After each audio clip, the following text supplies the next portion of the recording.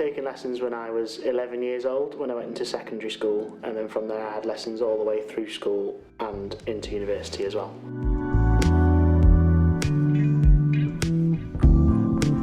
After playing for about a year or so, I'd say, is when I found I could listen to songs at home and hear what was happening in the song, and then be able to play along to it independently. And then I could take these songs to my lesson as well and say, look at this, is there anything I can do to improve in it as well? To play my first song probably took me about a few weeks. Obviously a very easy song, but it happens quite quickly when you start to practice.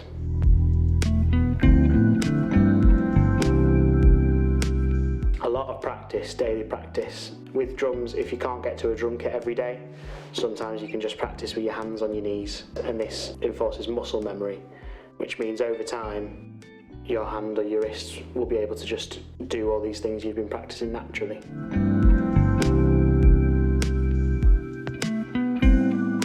I never nearly gave up, no, but it wasn't until I was playing for about 3 or 4 years did I realise this is what I really wanted to do, and that's when I started to take it really seriously.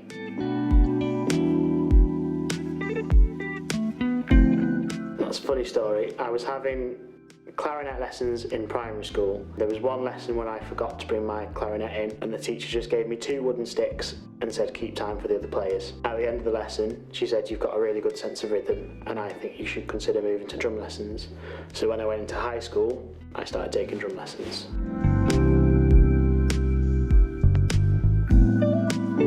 When I was growing up I was really into indie music and guitar music, so I think that's still one of my favourite styles to play.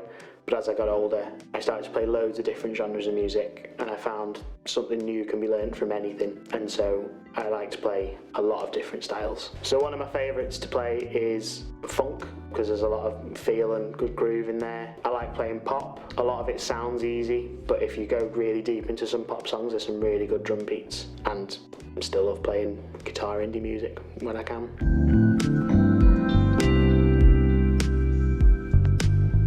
My 2 favourite drummers while I was growing up were Matt Helders from Arctic Monkeys and Ronnie Vannucci, who drums for The Killers.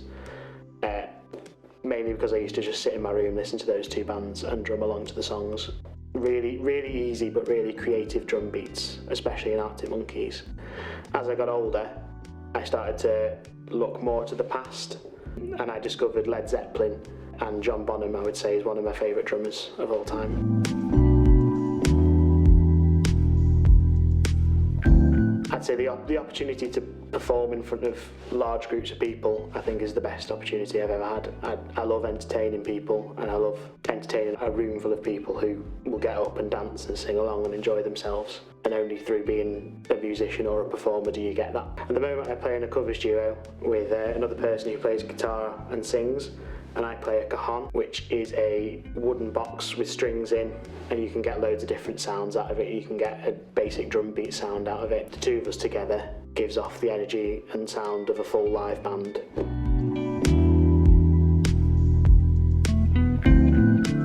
No, when I started learning I never imagined I'd be teaching. I'm really grateful for it. When I started learning drums it was just a hobby. And I never imagined that I would ever be doing music as a career. I didn't know you could do anything musical as a career until I'd been playing for about 4 or 5 years, and then I started to realise this is what I want to do. Once I'd made that decision, I decided to go to university and meet other like-minded musicians who I'm now best friends with, and I play live music with on a regular basis. And I'm also very grateful to have a degree in music that's opened a lot of opportunities for me, including teaching.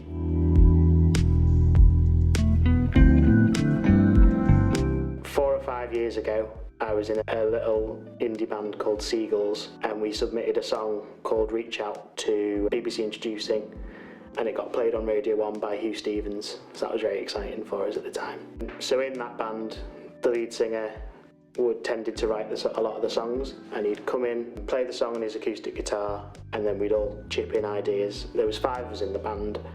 We all grew up listening to very different styles of music, so it meant we all had different ideas to input that would create a song that was unique. To record that song, we went to a studio in St Helens and recorded with these 2 producers who were really good and really professional, and they gave us a lot of advice about how to get your music played on the radio and how to be a successful musician.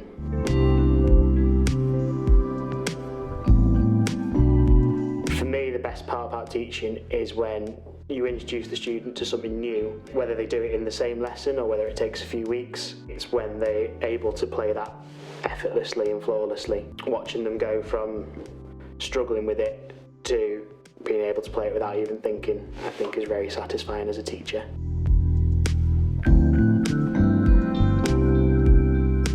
For anyone who's just started playing a musical instrument, I think the advice I wish I'd had is there's a lot of different career avenues in music that a lot of people won't think of at first. When I was young, I thought you had to be famous and that's it. If you're not famous, you can't play music for a living. But there's teaching, there's wedding bands, there's function bands, theatres. There's loads of opportunities to play live music.